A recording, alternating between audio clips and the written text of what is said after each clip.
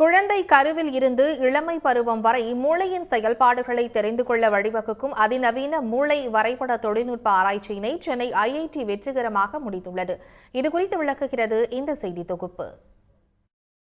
சர்வதேச அளவில் பல்வேறு நாடுகளும் மனித மூளை தொடர்பான ஆராய்ச்சிகளை மேற்கொண்டு வரும் நிலையில் மனித மூளையை ஆராய்ந்து 3D வடிவிலான தொழில்நுட்பத்தை பயன்படுத்தி அதன் செல் தெளிவு படங்களை ஆவணப்படுத்தி வெளியிட்டுள்ளது சென்னை ஐஐடி. அமெரிக்கா போன்ற நாடுகளே சுமார் 1500 கோடி ரூபாய்க்கு ஆராய்ச்சிக்காக செலவிட்டு மனித மூளையின் பாதி பகுதியைத்தான் இதுவரை படமாக எடுத்து வெளியிட்டுள்ளது குறிப்பிடத்தக்கது.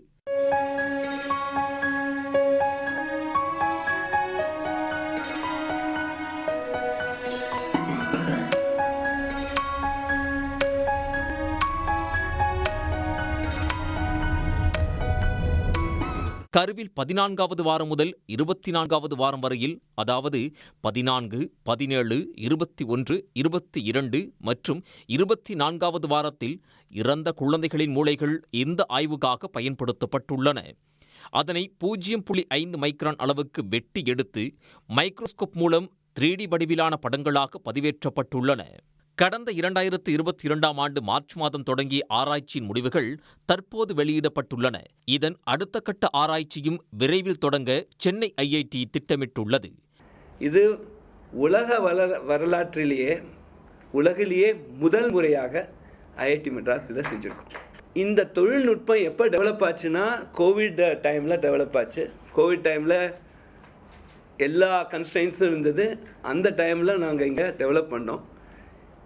இதை ஸ்லைஸ் பண்ணுறதுக்கு உலக லெவலில் நமக்கு நிறைய எக்யூப்மெண்ட்ஸ் இல்லை. அந்த எக்யூப்மெண்ட்ஸ் எல்லாத்தையுமே நாங்கள் இண்டிஜினஸாக உருவாக்கினோம்.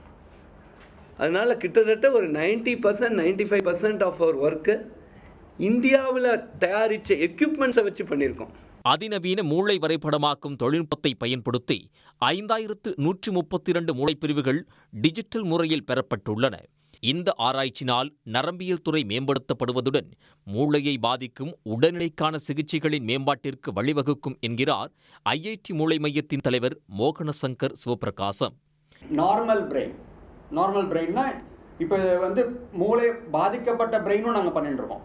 அது வேறு. இது நார்மல் பிரெயின். நார்மல் என்னன்னு நம்ம பேஸ் லைன் சொல்லுவாங்கல்ல, சாதாரணமானது என்னென்ன அப்படின்னு நம்ம முதல்ல அந்த மேப்பை எடுத்துட்டு அதை மூளை பாதிக்கப்பட்ட சிசுவோட கம்பேர் பண்ணுற அந்த வேலையும் நடந்துட்டுருக்கு.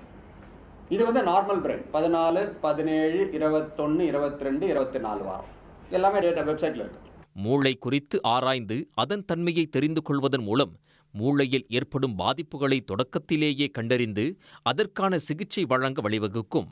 மேலும் சர்வதேச தரம் வாய்ந்த ஆராய்ச்சிகளை இந்தியாவிலும் செய்ய முடியும் என்பதற்கு இந்த மூளை ஆராய்ச்சியே முன்னுதாரணம் என்கின்றனர் ஆராய்ச்சியாளர்கள்.